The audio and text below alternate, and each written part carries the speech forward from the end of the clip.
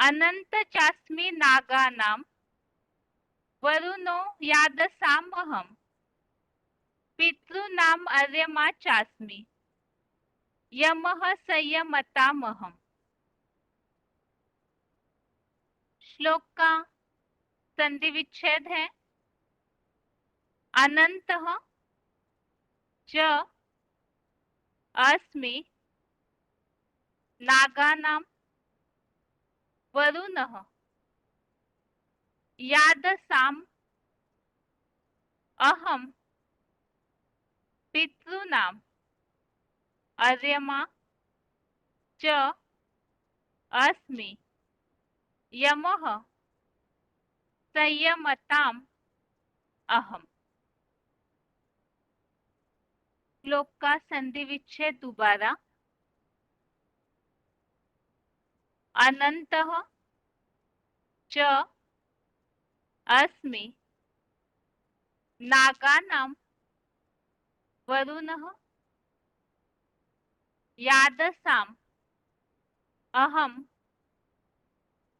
पितॄणाम् अर्यमा च अस्मि यमः संयमताम् अहम्।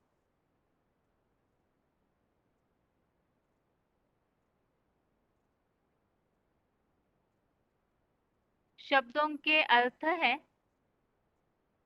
अहम अर्थात मैं, नागानाम अर्थात नागों में, अनंतः अर्थात अनंत नाग, च अर्थात और, यादसाम अर्थात जल जंतुओं में, वरुणोस्मि इसमें दो शब्द है वरुण अस्मि। वरुण अर्थात वरुण देव, अस्मि अर्थात हूँ, अहम अर्थात मैं, पितृनाम अर्थात पितरों में, अर्यमा अर्थात अर्यमा, च अर्थात और, संयमताम अर्थात यम नियमकर्ताओं में, यमोस्मि इसमें दो शब्द है यम अस्मि। यम अर्थात यमराज, अस्मि अर्थात हूँ। शब्दों के अर्थ दोबारा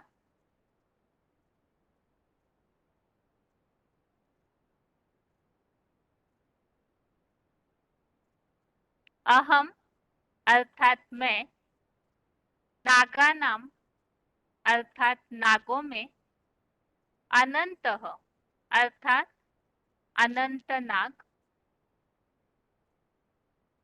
च अर्थात और, यादसाम अर्थात जल जंतुओं में, वरुणोस्मि इसमें दो शब्द है वरुण अस्मि। वरुण वरुणो अर्थात वरुण देव, अस्मि अर्थात हूँ, अहम अर्थात मैं, पितृनाम अर्थात पितरों में, अर्यमा अर्थात अर्यमा, च अर्थात और, संयमताम अर्थात संपूर्ण यम नियमकर्ताओं में, यमोस्मि इसमें दो शब्द है यमः अस्मि। यमः अर्थात यमराज, अस्मि अर्थात हूँ। इसमें जो शब्द आया हुआ है आर्यमा, इसी संबंधित श्रीमद् भगवत गीता का जो लेटेस्ट वाला वर्जन है, तो उस किताब में शास्त्रों में जो भी नाम है वो काम के आधार से है। तो भगवत गीता में काफी सारे ऐसे जो शब्द आए हुए हैं जिनका शास्त्रों में उल्लेख है अलग अलग तरीके से, तो उन्हें शब्दार्थों के रूप में दिया हुआ है।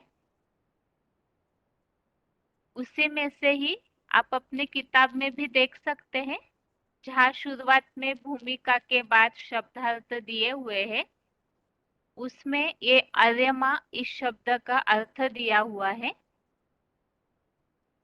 जो डिस्प्ले देख पा रहे होंगे, जो स्मार्टफोन से ऐप द्वारा जुड़े हैं, उन्हें तो स्क्रीन पे दिख रहा होगा, अन्यथा आप अपने किताब में भी देख सकते हैं। आर्यमा, इसमें आर्यमन इस तरह से शब्द आया हुआ है और उसका अर्थ बताया है। आर्यम अर्थात श्रेष्ठम, मिमीते और माँ। आर्यमा, इसमें भी दो शब्द बताए, आर्यम अर्थात श्रेष्ठम मिमिते और माँ प्लस कनिन अर्थात सूर्य। तो उसका अर्थ बताया है सदा डिटैच चैतन्य ज्ञान सूर्य शिव ज्योति। तो आर्यमा अर्थात ही जो सदैव डिटैच रहने वाला ज्ञान सूर्य शिव ज्योति है, उनके लिए यह शब्द आया हुआ है। और अभी श्लोक का अर्थ है, मैं नागों में अनंत नाग और जल जंतुओं में वरुण देव हूँ। मैं पितरों में आर्यमा और संपूर्ण यम नियम कर्ताओं में यमराज हूँ। विभूतियों में भगवान ने अर्जुन को अगली विभूतियों के बारे में बताया है, और हम इसके पहले के श्लोक में इसे समझ चुके हैं, जो श्लोक में भगवान ने अर्जुन को ये बात बताई कि ये जो भी विभूतियां है उनके द्वारा सारा कार्य करके सृष्टिगत जो भी कार्य है स्वर्ग नरक का, उसे करके फैला करके फिर भगवान परम धाम में अव्यक्त होकर शांति धाम में बैठ जाते हैं। ऐसे अर्जुन ने भगवान से ये बात कही है। तो इसमें विभूतियों में इस श्लोक में बताया है नागों में अनंत नाग। अब भक्ति मार्ग में तो कई भक्त इसी आधार से, जैसे हम पहले भी समझ चुके हैं, ये जो भी विभूतियों में कुछ ऐसे नाम बताए हैं, जितनी भी सृष्टिगत ऐसे ऐसी चीजें हैं, उनके नामों से भक्ति मार्ग में ये समझा जाता है कि इन सब में भगवान का वास है। वास्तव में जहाँ विभूति अर्थात विशेष रूप से जन्म लेने वाले, तो ज्ञान के आधार से जिनका दिव्य जन्म होता है, उनके द्वारा यह सृष्टि का कार्य चलता है, तो उनके बारे में यहाँ बताया हुआ है। ये कोई जड़ जीव जंतु प्राणियों में, कोई वस्तुओं में भगवान का वास होने की बात नहीं है, क्योंकि जड़ चीजें सृष्टि परिवर्तन कैसे कर सकती है और सृष्टिगत कार्य कैसे चला सकती है। तो यहाँ चैतन्य जो आत्माएं हैं, उन्हीं के द्वारा सृष्टि परिवर्तन और सृष्टि कार्य चलता है, तो उनमें योग ऊर्जा की शक्ति भर जाती है। तो उसी में से यहाँ विभूतियों में बताया, मैं नागों में अनंत नाग हूँ, जल जंतुओं में वरुण देव, अनंत नाग को ही शेष नाग वासुकी नाग के रूप में भी दिखाया है, और वरुण देव जो ज्ञान जल बरसाने वाला देवता, तो वो जल अर्थात कौन सा? वास्तव में ज्ञान जल की बात है। पितरों में अर्यमा, तो अर्यमा को तो हम समझे हैं, सदा डिटैच रहने वाला ज्ञान सूर्य शिव ज्योति। और संपूर्ण यम नियम कर्ताओं में यमराज। तो जो भी स्वर्ग में देवताएं दिखाए जाते हैं उनमें से इंद्र, वरुण देव, अलग अलग देवताओं के नाम प्रसिद्ध है, उनमें से ही यहाँ यम नियम कर्ताओं में यमराज अर्थात नियमों को ज्यादा फॉलो करने वाला, रूल बनाने वाला ओ यमराज। इन्हीं के बारे में क्लैरिफिकेशन वाले अर्थ में और समझानी दी हुई है। क्लैरिफिकेशन सहित अर्थ है, मैं नागों में शिव बाबा के गले पड़ा, अंतहीन विध्वंसक अनंत नाग और विशाल जल जंतुओं में पश्चिमेश वरुण देव हूँ। मैं 8 धर्मों के बीच अष्टदेव पितरों में विवस्वत ज्ञान सूर्य आर्यमा और संपूर्ण यम नियम कर्ताओं में धर्म का राजा युधिष्ठिर यमराज हूँ। तो यहाँ पर विभूतियों के बारे में और भी समझानी क्लैरिफिकेशन वाले अर्थ में बताई।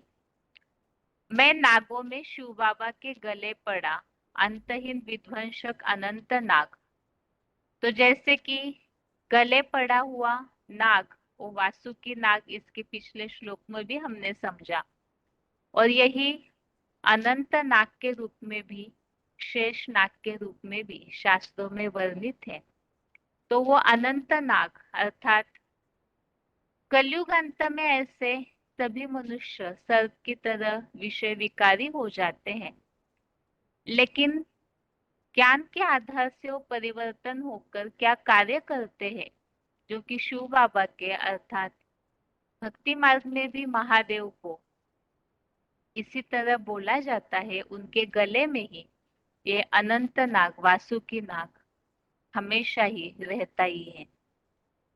और दूसरा बताया, विशाल जल जंतुओं में पश्चिमेश वरुण देव हूँ, अर्थात ज्ञान जल की बरसात करने वाला पश्चिमेश, पश्चिम दिशा का वरुण देव। 8 धर्मों के बीच अष्टदेव, तो जैसे कि 8 देवों का गायन ही इष्ट देवताओं के रूप में, 8 ग्रहों के रूप में पूजा होती है, तो उन सब में भी सर्वोपरि मुखिया सूर्य को माना जाता है। तो यहाँ 8 धर्मों के बीच अष्टदेव पितरों में विवस्वत ज्ञान सूर्य आर्यमा अर्थात प्रमुख सूर्य है, और यम नियम कर्ताओं में धर्म का राजा युधिष्ठिर अर्थात यमराज। तो शास्त्रों में भी यमराज और धर्मराज बताया जाता है। तो जो स्वयं धर्म में स्थिर होगा स्वतः, तो वही औरों को भी इस तरह के यम नियमों का पालन करवा सकते हैं। तो वो व्यक्तित्व कौन है? तो इन सब विभूतियों के बारे में हम मूल्यों के उल्लेख से समझेंगे ही, लेकिन भगवत गीता में और भी ऐसे कुछ श्लोक हैं जिनमें इन विभूतियों का ही अलग अलग तरीके से अलग प्रसंगों में वर्णन आया हुआ है। तो आगे रेफरेंस श्लोक पहला है 11वें अध्याय का 39वां अध्याय 11 का श्लोक नंबर 39। इसमें उल्लेख आया हुआ है, अलग अलग देवताओं के नाम बताए हैं, वायुदेव, यमदेव, अग्निदेव, वरुण देव, चंद्रमा, प्रजापति, और लास्ट में बताया है पितामह डाडे, शिव सुप्रीम आप हो।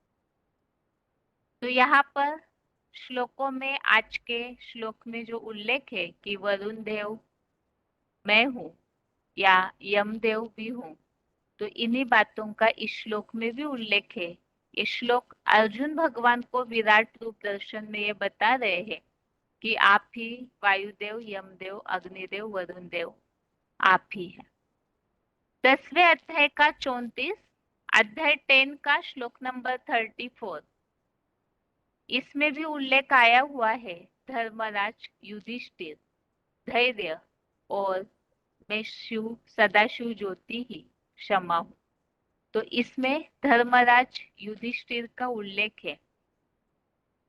ऐसे ही 9वें अध्याय का 17वां, अध्याय 9 का श्लोक नंबर 17, इसमें भी उल्लेख आया है। 9वें अध्याय में भी भगवान के स्वरूप का वर्णन के जो श्लोक है उसमें यह उल्लेख आया हुआ है। कर्मफल विधाता युधिष्ठिर रूप चौमुखी ब्रह्मा धर्मराज मैं ही हूँ।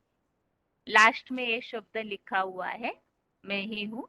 तो विधाता, कर्म फलों को देने वाला विधाता धर्मराज। अगले रेफरेंस श्लोक है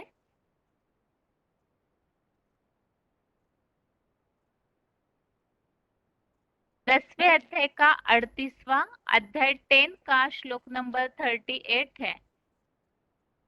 इसमें भी उल्लेख है दमन कर्ताओं का यम धर्मराज रूप दंडाधिकार।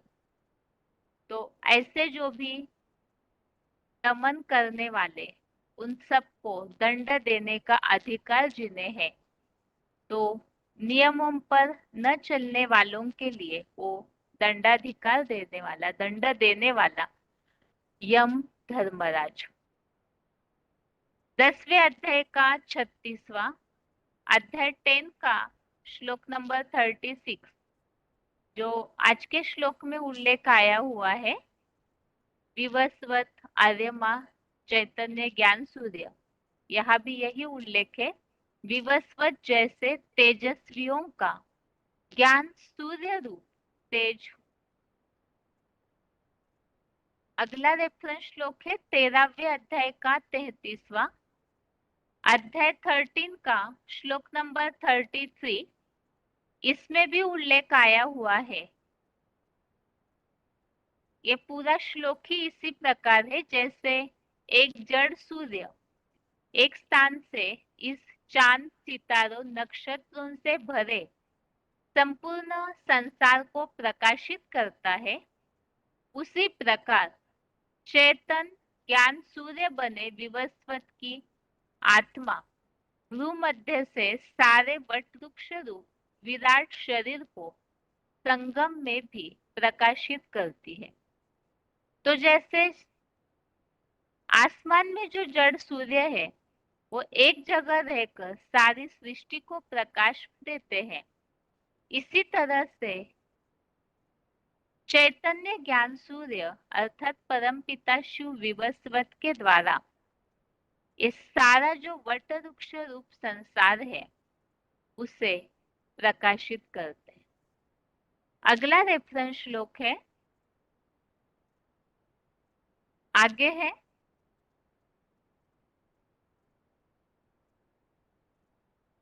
7वें अध्याय का 8वां, अध्याय 7 का श्लोक नंबर 8, इसमें भी 7वें अध्याय में भी भगवान के स्वरूप के वर्णन के श्लोकों में उल्लेख है चेतन ज्ञान सूर्य विवस्वत हूँ।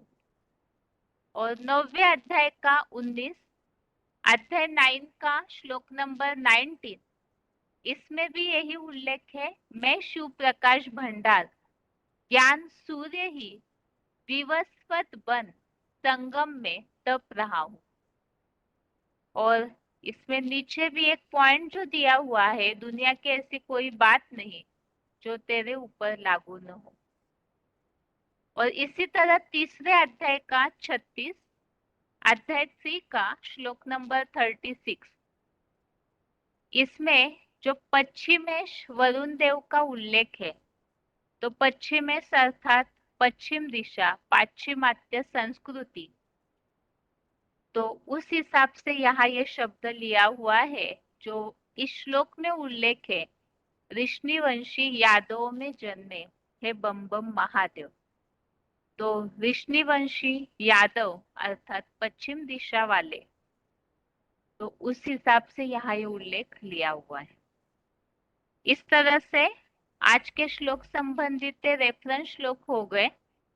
अभी जो आज के श्लोक में विभूतियों का उल्लेख आया हुआ है, नागों में अनंत नाग हूं, और इसी तरह से पश्चिमेश वरुण देव, पितरों में आर्यमा ज्ञान सूर्य, और यम नियम कर्ताओं में यमराज या धर्मराज।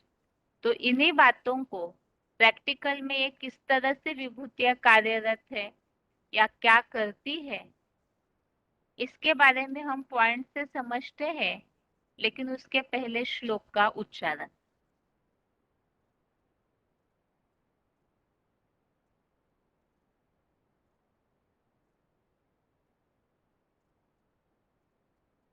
अनन्तश्चास्मि नागानां वरुणो यादसामहं पितॄणामर्यमा चास्मि यमः संयमतामहम्। मैं नागों में शिव बाबा के गले पड़ा अंतहीन विध्वंसक अनंतनाग और विशाल जल जंतुओं में पश्चिमेश वरुण देव हूँ।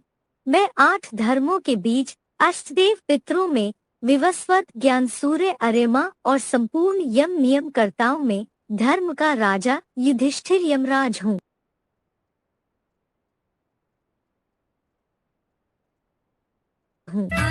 अनन्तश्चास्मि नागानां वरुणो यादसामहं पितॄणामर्यमा चास्मि यमः संयमतामहम्।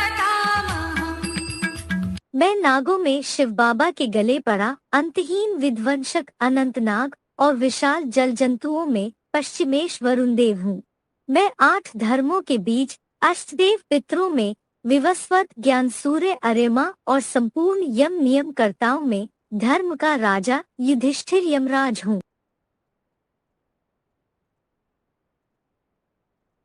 आगे है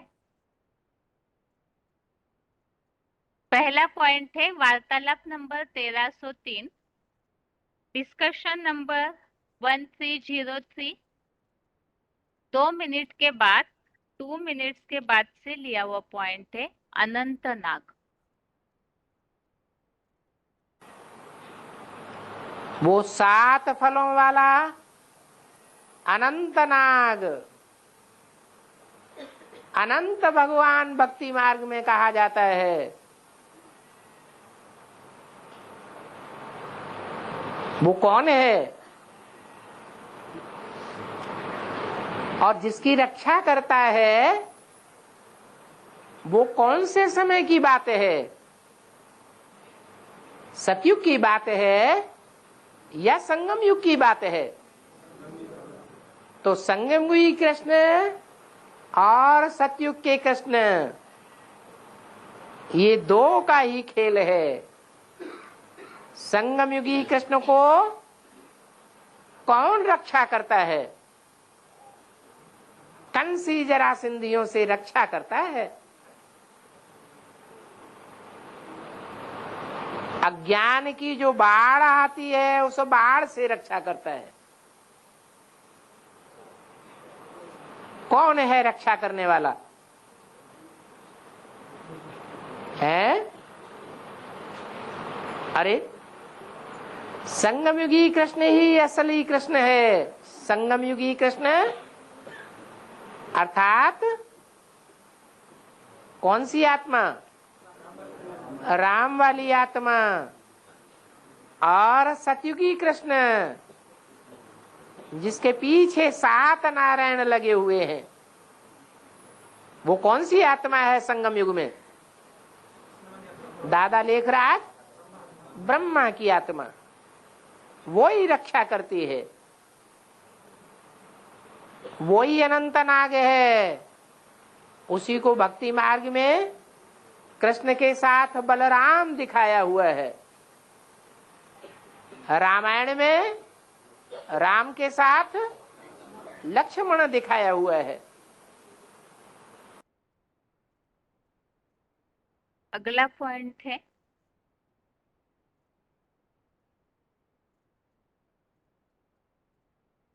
VCD number 3299, VCD number 3299 21 minute 21 minutes के बाद से लिया हुआ पॉइंट है। नागों में शिव बाबा के गले पड़ा अंतहीन अनंत नाग।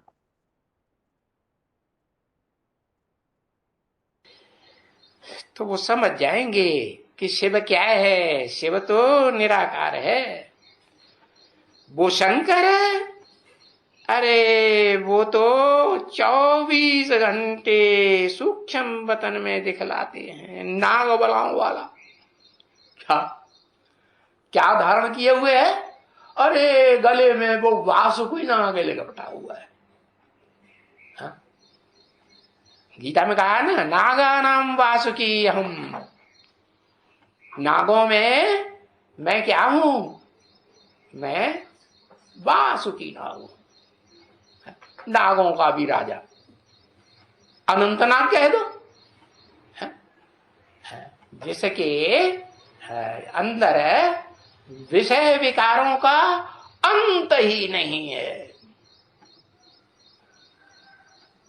वो शंकर के गले में पड़ा हुआ है, समझा? गले पड़ गया। जहां जहां वो राम वाली आत्मा जो वर्तमान ब्राह्मणों की दुनिया में शंकर के रूप में पार्ट बजाए रही होगी, बजाए रही होगी कि नहीं, उसके गले में वो नीलांबर पड़ा हुआ। क्यों नीलांबर नाम दिया? अंबर माने कपड़ा, अंबर माने आकाश। आकाश नीला होता है ना। अगला पॉइंट है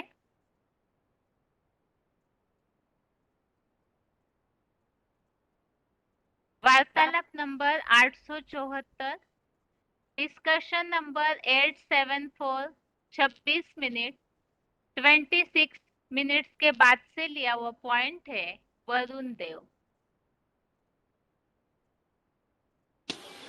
भारतवर्ष में जल देवता के रूप में पूजा होती है कि नहीं?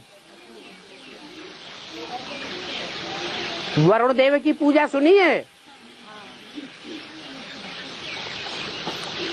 वो पानी कहां से आता है? बरसात होती है, टीवी तो सब आजकल देख रहे हैं खूब, है? तो वरुण देवता हा करता है, ढेर सारा पानी निकल पड़ता है। तो कौन सा पानी है? ज्ञान जल है। अगला पॉइंट है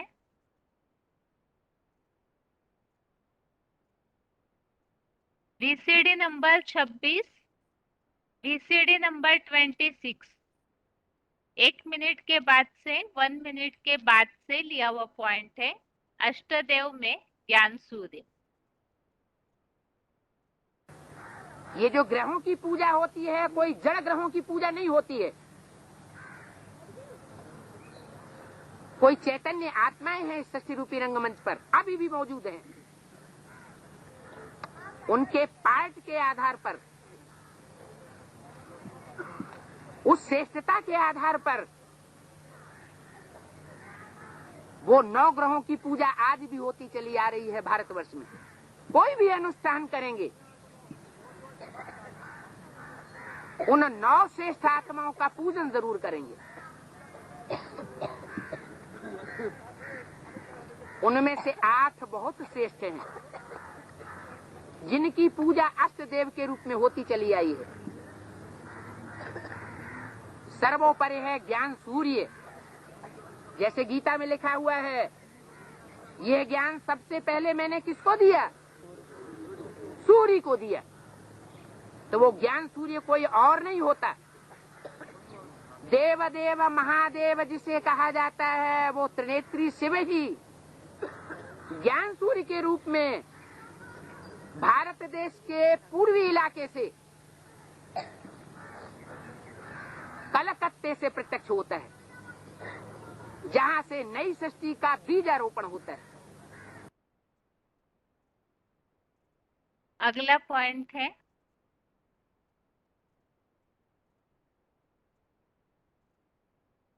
VCD number 3497, VCD number 3497, 28 minute 28 minute के बाद से लिया हुआ पॉइंट है विवस्वत ज्ञान सूर्य।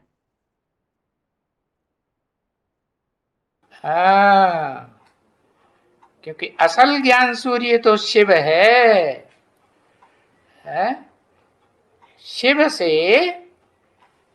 डायरेक्ट आदि से लेकर के अंत तक रोशनी लेने वाला, उसका नाम शास्त्रों में दिया है विवस्वत सूर्य। किसको ज्ञान देता है? जब भगवान ओरिजिनल आता है, जिसमें से ज्ञान का भंडार कभी खूटता ही नहीं, तो जब इस सृष्टि रूपी रंगमंच पर आता है तो किसको ज्ञान देता है? चंद्रमा को देता है या सूर्य को देता है? हाँ, सूर्य, जिसका नाम ही है विवस्वत सूर्य। अगला पॉइंट है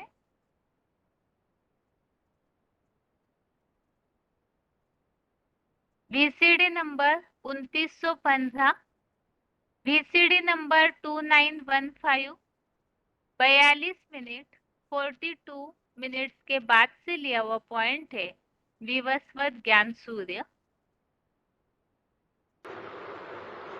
शिव बाप समझते हैं कि मैं जिस मुकर्रर रथ में प्रवेश करता हूं उसमें ये गुण आता है पुरुषार्थ करने से। क्या कि भले कितने भी सैकड़ों से हजारों से अटैचमेंट रहे इंद्रियों का, तो भी जब अलग हो जाएगा तो बिल्कुल डिटैच कि उनको याद करेगा, हाय छूट गए, हम भी मर जाएंगे, हमारी घरवाली मर गई, हम भी चले जाएंगे। ऐसा रोता है?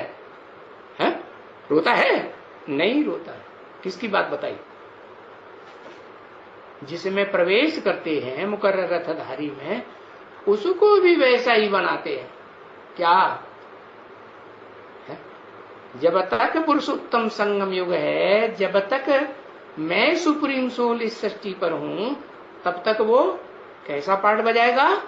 डिटैच रहेगा। तो सूर्य हुआ या नहीं हुआ? अच्छा, सूर्य नहीं हुआ, सूर्य का बच्चा हुआ कि नहीं? जैसा बाप है, जैसा बाप वैसा बेटा हुआ या नहीं हुआ? हाँ, तो इसलिए उसका नाम शास्त्रों में भी दिया हुआ है विवस्वत। विवस्वत माने सूर्य।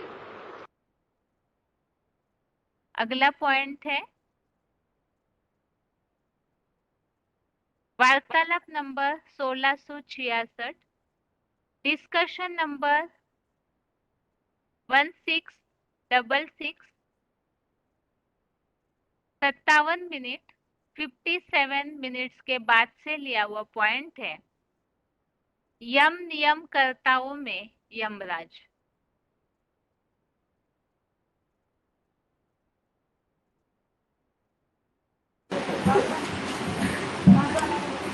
यमराज है ना, उसका भेद में क्या रूप है? क्या? यमराज का भेद में क्या रूप है? हाँ, उसने यम नियम का ज्यादा पालन किया है। नियम कानून का जो ज्यादा पालन करता है वही नियम कानून का राजा बन सकता है। ब्रह्मा बाबा धर्मराज का पाठ बजाता है, उसने पवित्रता का जो सबसे बड़ा कानून है उसकी ज्यादा पालना की ना, इसलिए वो यमराज है। अगला पॉइंट है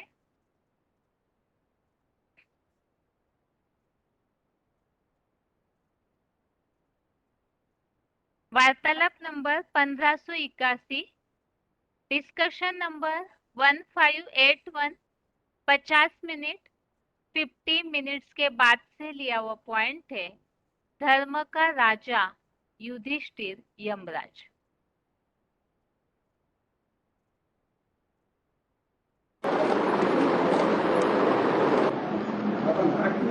यमधर्मराज और महाभारत में धर्मराज दोनों का सामीप्य तक है। भरत में यमधर्मराज नव यमधर्मराज हाँ यम हाँ, और महाभारत में युधिष्ठिर एक ही तो है। युधिष्ठिर किसका पार्ट है? युद्ध में स्थिर रहने वाला ब्रह्मा का पार्ट है। वो धर्म का राजा, धर्मराज कहा जाता है। धर्म माने धारणा है, धारणाओं में सबसे बड़ी धारणा है सर्वगुणों का राजा, सहन शक्ति। उस सहन शक्ति को ब्रह्मा बाबा ने जीवन में धारण किया तो वो हो गया असली धर्मराज। और वो जो धर्मराज है वो सहन शक्ति धारण करता है और बच्चों ने सहन कराया, ब्रह्मा बाबा ने सहन किया। तो जिन्होंने सहन कराया ब्रह्मा जैसी श्रेष्ठ आत्मा को, उनका पाप बना या नहीं बना? जो सहन कराने के निमित्त बने पापी बन गए ना। उन पाप करने वाले बच्चों का हिसाब किताब पूरा करने का निमित्त कौन बनेगा? कौन सी आत्मा निमित्त बनेगी? जिसके साथ हिसाब किताब हुआ है वो ही तो निमित्त बनेगी। तो ब्रह्मा की ही सोल सन 69 में शरीर छोड़ने के बाद जिस तन में भी प्रवेश करती है, उस तन में पुरुषार्थ पूरा होने के बाद, ज्ञान पूरा धारण करने के बाद वो धर्मराज का पार्ट बजाती है। उसी को यमराज कहा जाता है भक्ति मार्ग में। इस तरह से 10वें अध्याय के 29वें श्लोक में जिन भी विभूतियों के नाम आए हुए हैं, तो हमने उनके बारे में पॉइंट समझे अभी।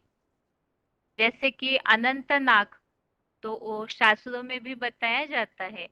कृष्ण के साथ बलराम, रामायण में राम के साथ लक्ष्मण, और शास्त्रों के हिसाब से वही शंकर के गले में पड़ा हुआ अनंत नाग दिखाया जाता है, जो सदैव ही जो संगमयुगी कृष्ण है, राम वाली आत्मा, तो उन्हीं की ही वो रक्षा करता है अनंत नाग, या जिन्हें शेष नाग भी कहा है। और वही जो बताया सदैव वही शंकर के गले में पड़ा रहता है। दूसरी विभूति बताई वरुण देव, अर्थात ज्ञान जल को बरसाने वाली। अगली विभूति बताई है ज्ञान सूर्य विवस्वत, पितरों में सूर्य या विवस्वत आर्यमा हो। तो उसमें भी बताया कि जो 8 ग्रह पूजे जाते हैं उनमें सूर्य सर्वोपरि माना जाता है। तो वो वास्तव में परमपिता शिव ही जिस मुकर्रर तन में प्रवेश करते हैं, उनके द्वारा ही वो ज्ञान सूर्य चैतन्य के रूप में प्रत्यक्ष होते हैं। और अगली विभूति बताई है यम नियम कर्ताओं में यमराज, तो सबसे ज्यादा कानून का पालन करने वाला। ब्राह्मणों की दुनिया में ऐसे पालन किया जिन्होंने पवित्रता के कानून का, वो ब्रह्मा बाबा ही धर्मराज का पार्ट बजाते हैं। और बताया वही युद्ध में स्थिर रहने वाले भी है, धर्म में भी स्थिर रहने वाले, धर्म का राजा। तो यमराज और धर्मराज वही एक आत्मा का पार्ट। इस तरह से आज के श्लोक में आए हुए विभूतियों के नाम हुए। अभी आगे है रिवीजन।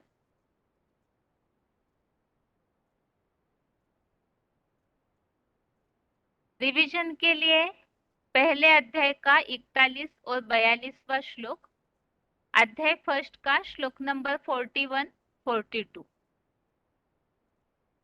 यहाँ हम श्लोकों में जो बात देख रहे थे, जैसे कि अगर अर्जुन के मन में गलत फहमी है कि अगर हम ये जो भी बच्चा बुद्धि कौरव है, उनको हम अगर उनसे युद्ध करते हैं, उन्हें मार देते हैं, तो पाप लगेगा हमारे ऊपर। ये जो कौरव संप्रदाय वाले हैं, वो तो व्यभिचार और हिंसा से प्रभावित है, ऐसे धर्मों से संबंधित है। इसीलिए कुल के नाश में और मित्रों से द्रोह करने में वो तो पाप नहीं देखते हैं। लेकिन अर्जुन को ऐसे लग रहा है कि हम इन लोगों का नाश करके हम पाप के भागी क्यों बने। अब यहाँ पर एक नई बात बताई है कि अगर कुल का नाश हो जाता है तो उससे फिर बाकी जो विधर्म है वो समस्त कुल को चारों ओर से दबा लेते हैं। और इससे फिर क्या परिणाम होगा, जैसे सनातन धर्म की जो धारणाएं है वो नष्ट हो जाती है और विधर्मियों का बोलबाला बढ़ता है, तो वो व्यभिचार के कारण और अपनी हिंसात्मक वृत्ति से जो कमजोर बन जाते हैं सनातन कुल वाले, तो उनको चारों ओर से दबा लेते हैं। उसका परिणाम क्या होता है वो इस 41वें श्लोक में बताया है। तो श्लोक नंबर 41 है, अधर्माभिभवात् कृष्ण प्रदुष्यन्ति कुलस्त्रियः स्त्रीषु दुष्टासु वार्ष्णेय जायते वर्णशंकरः। श्लोक दोबारा, अधर्माभिभवात् कृष्ण प्रदुष्यन्ति कुलस्त्रियः स्त्रीषु दुष्टासु वार्ष्णेय जायते वर्णशंकरः। अर्थात हे विकारी हिंसक असुरों को खींचने वाले बाबा, इस्लामी क्रिश्चियन आदि अधर्मों के फैलने से कुल की सती साध्वी स्त्रियां दैहिक संग का रंग लगने कारण महाव्यभिचार से प्रदूषित हो जाती है। भारतीय स्त्रियों के दूषित होने पर लन धन के दिखावटी ज्ञान बरसात करता है वार्ष्णेय धर्म भ्रष्ट वंशी यूरोपवासी यादवों की पैदाइश से व्यभिचारी प्रजा उत्पन्न होती रहती है। तो यहाँ बताया है कि सनातन कुल को यदि विधर्मियों में दबा दिया, उसका परिणाम ये होगा अधर्मों का बोलबाला बढ़ेगा, अधर्म फैल जाएंगे और वो अधर्मी जो है वो तो व्यभिचारी होते हैं। इस कारण से जो कुल की स्त्रियाएं हैं, सनातन कुल की परंपरा तो ये रही पवित्रता की और अव्यभिचारी पने की, तो अधर्म के फैलने से जो कुल की स्त्रियाएं है सती साध्वी, वो प्रदूषित हो जाएगी, क्योंकि संग के रंग लगने से व्यभिचार दोष बढ़ता है और जब स्त्रियाएं दूषित हो जाती है तो उससे फिर व्यभिचारी प्रजा उत्पन्न होते रहती है। तो सनातन कुल के नाश से ये परिणाम होता है जो कि कलयुग अंत में स्पष्ट दिखने में आता है। व्यभिचार के कारण सब जगह वर्ण संकर प्रजा दिखने में आती है, जिसके लिए तुलसीदास जी ने भी अपने रामायण में ये बात बोली हुई है, भय वर्ण संकर सब है। तो इसी के संबंधित यहाँ नीचे एक VCD पॉइंट दिया हुआ है, उसी पॉइंट का हम आगे क्लिप सुनते हैं। आगे है पॉइंट,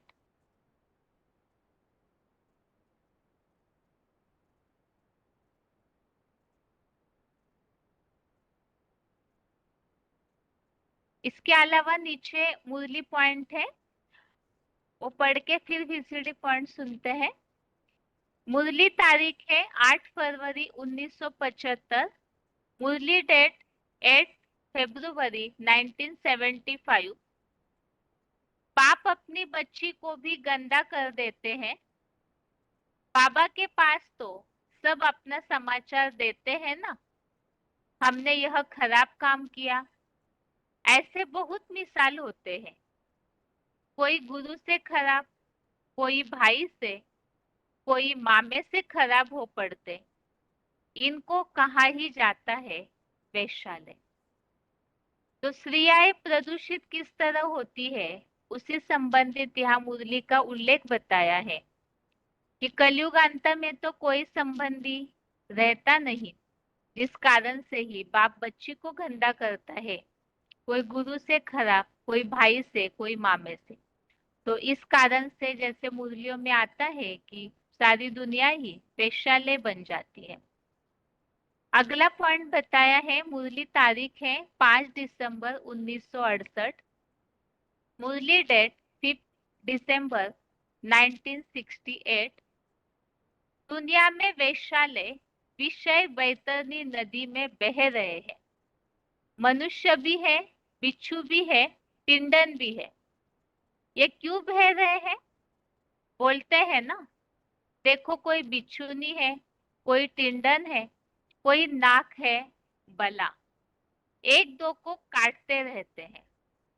तो सारी दुनिया ही विषय वैतरणी नदी हो जाती है, अर्थात इन्हीं विषय विकारों में बहते रहते हैं, तो एक दूसरे को दुख देते हैं, अर्थात ये व्यभिचार दोष। जो विधर्मी है उनके संग से व्यभिचार दोष बढ़ता है। तो वो किस तरह से, इसी के बारे में यहाँ पॉइंट में उल्लेख है। अभी आगे है VCD पॉइंट।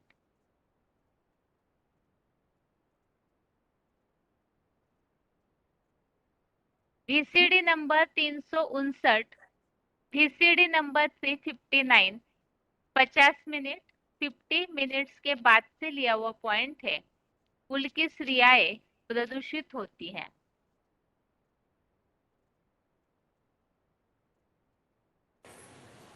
इसलिए जो भी विदेशी धर्म है, चाहे क्रिश्चियन है, चाहे मुसलमान है, उनमें डाइवोर्स की प्रथा खूब खुलेआम चलती है। और भारत में डाइवोर्स देना अच्छा नहीं माना जाता। खास करके स्त्रियों को तो डाइवोर्स देना बिल्कुल अच्छा नहीं माना जाता। गीता में लिखा हुआ है, स्त्रियां जब प्रदूषित होती हैं, कोई भी स्त्री जब अनेक पुरुषों का संग करेगी तो दुनिया में लाइवेला बहुत ज्यादा बढ़ा देगी।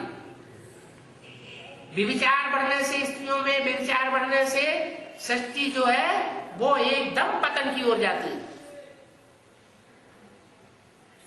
और मुसलमानों में, अंग्रेजों में एकदम खुली छूट है। ज्यादा से ज्यादा डाइवोर्स दो, ज्यादा से ज्यादा शादियां करो, ज्यादा से ज्यादा बच्चे पैदा करो, ज्यादा से ज्यादा जनरेशन बढ़ाओ। इसलिए उनकी तादाद बढ़ी और हिंदुओं की तादाद घट गई। अगला पॉइंट है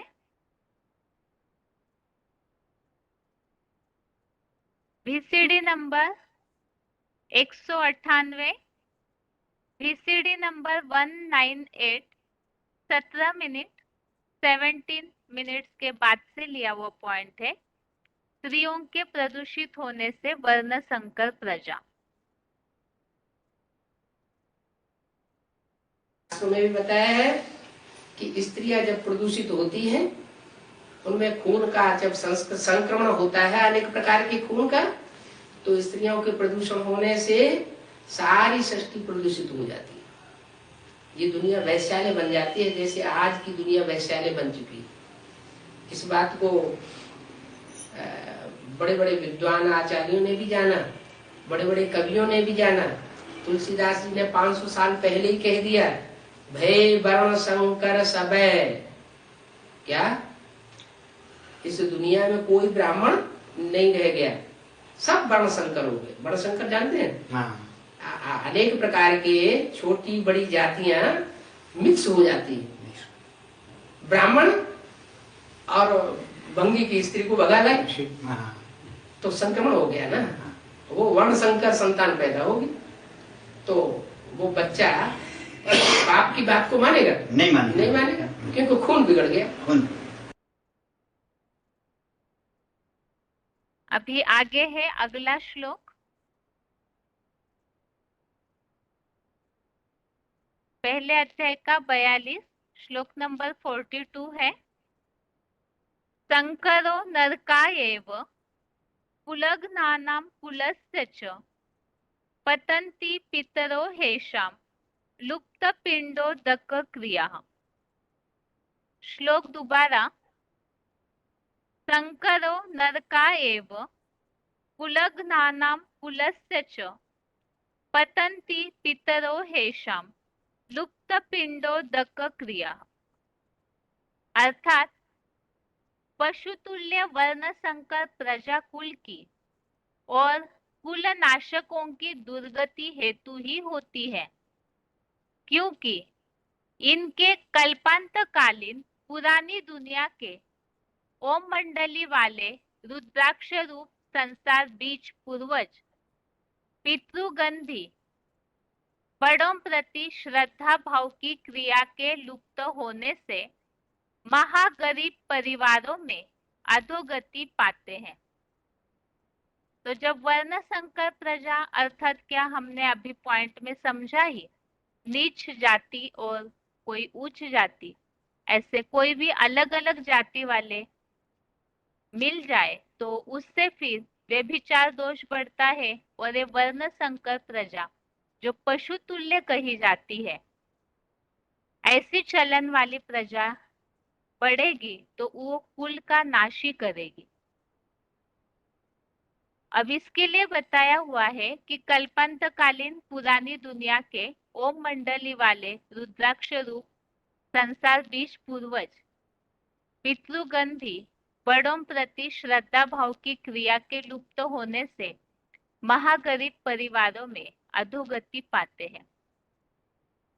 ये जो वाक्य दिया हुआ है यहाँ कि ये पितृगण महागरीब परिवारों में अधोगति पाते हैं, इसी संबंधित यहाँ VCD से लिए हुए कुछ उल्लेख है।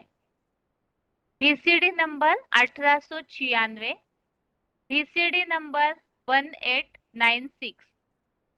वो निराकार इस साकार में आते हैं, वो जन्म ही गरीब घर में होता है या साहूकार घर से आता है, गरीब घर से आता है।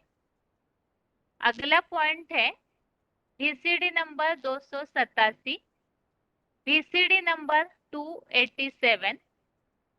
यज्ञ के आदि में भागीदार का कुछ एग्रीमेंट हुआ होगा ब्रह्मा बाबा के साथ, फिर लड़ाई हुई तो सारा ले लिया।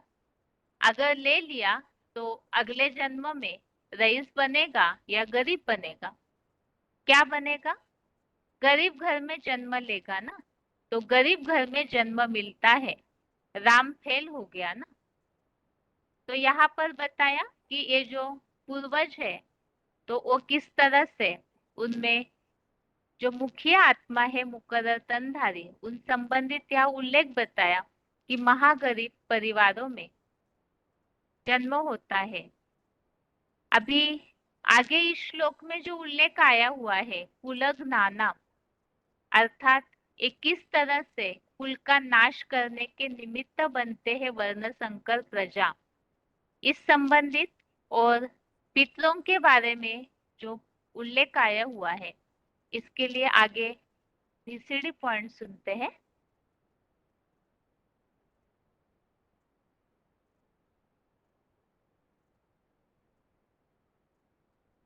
वार्तालाप number 1786, discussion number 1786, 18 minute 18 minutes के बाद से लिया हुआ पॉइंट है लुप्त पिंडोदक क्रिया।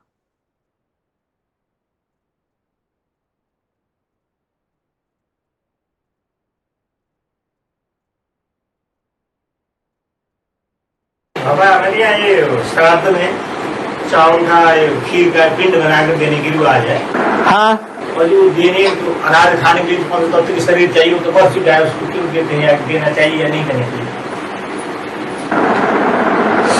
भक्ति मार्ग में अंधश्रद्धा की बातें चलती हैं। तो इसमें फिर गीता में लिखा है कि ये शंकरो नारदा चाहिए कुलनानम कुलसेत अतः पितृदेशम लुप्त पिंडोदक क्रिया। पिंडोदक क्रिया का मतलब क्या है? यही तो दूसरा है पिंड पड़ गया। ये जो चंद्रवंशी आत्माएं है ना, इनका शरीर छूटता जा रहा है, अकाली मौत होती जा रही है, इनको सूक्ष्म शरीर भूत प्रेत का मिलता जा रहा है। अब इनको अपना शरीर तो है नहीं जो पुरुषार्थ करे, फिर ये ज्ञान कैसे सुनेंगे एडवांस का? है? प्रवेश करना पड़ेगा। तो प्रवेश पिंड पड़ी हुई है तुम्हारे, क्या एक पिंड का तुम्हारे पिंड पड़ गई। अब जब तक इनको नहीं सुनाओगे, इनसे दूर दूर दूर दूर भागोगे, तो तुम्हारी पिंड पड़ी रहेंगी।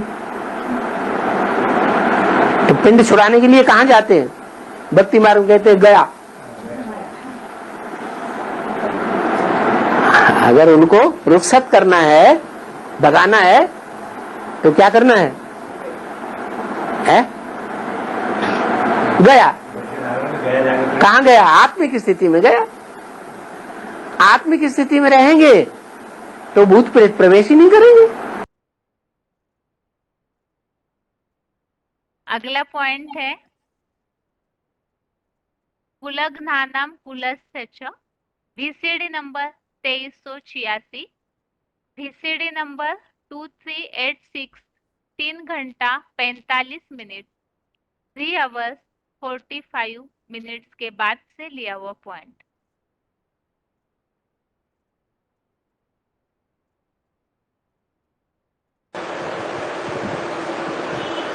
हिस्ट्री कहती है भारतवासी ही कन्वर्ट होते रहे दूसरे धर्मों में, या दूसरे धर्म वाले भारत के धर्म में कन्वर्ट हुए? भारतवासी ही कन्वर्ट होते रहे। इसलिए इतना पुराना धर्म होते हुए भी भारतवासियों की संख्या क्षीण दिखाई पड़ती है, या दूसरे धर्मों के मुकाबले ज्यादा दिखाई पड़ती है? बहुत थोड़े रहे। कुलघ्नानाम, गीता के शब्दों में घन माने नाश होना, कुलघ्नानाम माने कुल का नाश करने वालों का नाम। बाला हुआ या दुनिया में नाम नीचे गिर गया, क्या हुआ? नीचे गिर। तो कुल का नाश कर बैठे। और गीता में कारण भी बताया, कारण बताया, कुल की स्त्रियां जब प्रदूषित हो जाती हैं, कुल की धरणी जब दूषित हो जाती है,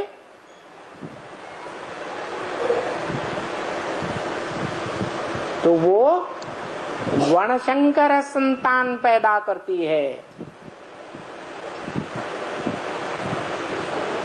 जो तुलसीदास ने 500 साल पहले भी बोल दिया था। झूठा बोला होगा, सच्चा बोला होगा? क्या? भय वर्ण संकर सबे। ये भारत में सब वर्ण संकर हो गए।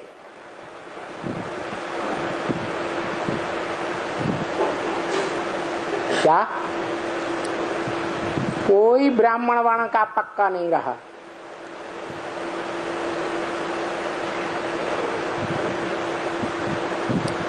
जैसे पौधों में कलम लगाई जाती है ना, तो दूसरी जाति पैदा हो जाती है। ऐसे ही मनुष्यों में भी वो वर्ण संकरता आती रही, और वो वर्ण संकरता आने से कुल की स्त्रियां प्रदूषित हो गई, तो भारत गड्ढे में जाने लगा।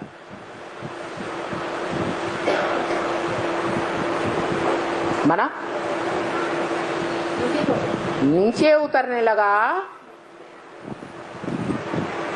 या ऊंचा उठने लगा? किस आधार पर?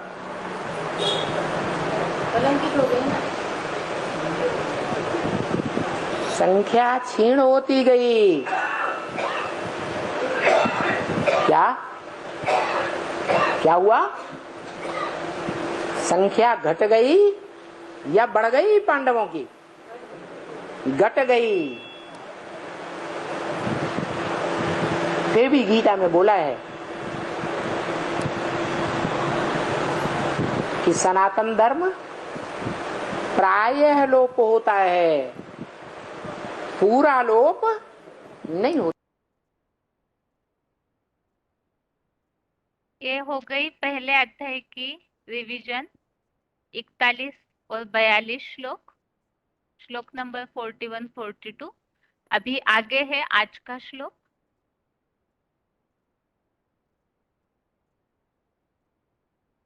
श्लोक है अनंत चास्मी नागानाम वरुणो यादसामहम पितृनाम अर्यमा चास्मी यमः संयमतामहम। अर्थात मैं नागों में शिव बाबा के गले पड़ा अंतहीन विध्वंसक अनंत नाग और विशाल जल जंतुओं में पश्चिमेश वरुण देव हूँ।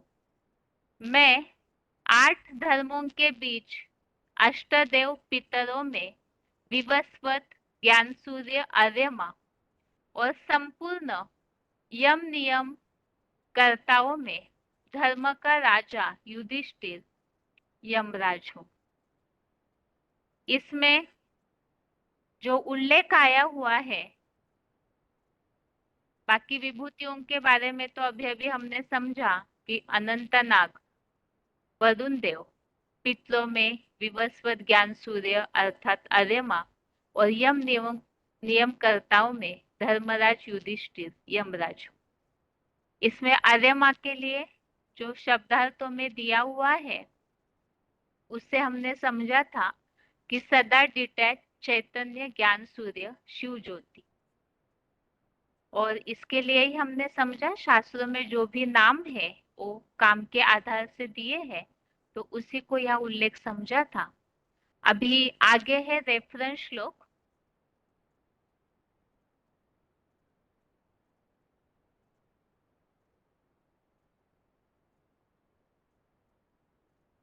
इसमें वरुण देव के बारे में जो उल्लेख है 11वें अध्याय का 39, अध्याय 11 का 39, वरुण देव और यमदेव हूँ ऐसे उल्लेख है।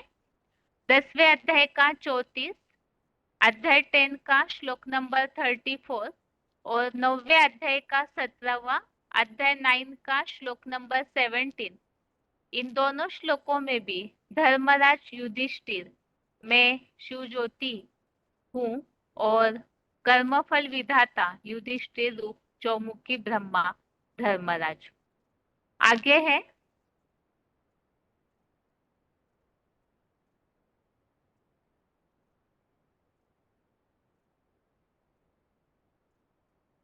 दसवें अध्याय का 38वां, अध्याय 10 का श्लोक नंबर 38। इसमें भी यम धर्मराज का उल्लेख है।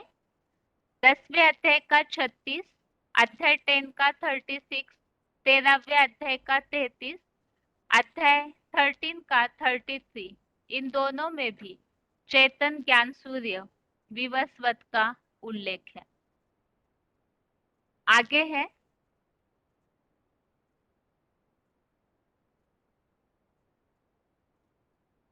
7वें अध्याय का 8वां, अध्याय 7 का श्लोक नंबर 8, 9वें अध्याय का 19वां, अध्याय 9 का श्लोक नंबर 19। इन दोनों में भी ज्ञान सूर्य विवस्वत हूँ ऐसा उल्लेख आया हुआ है।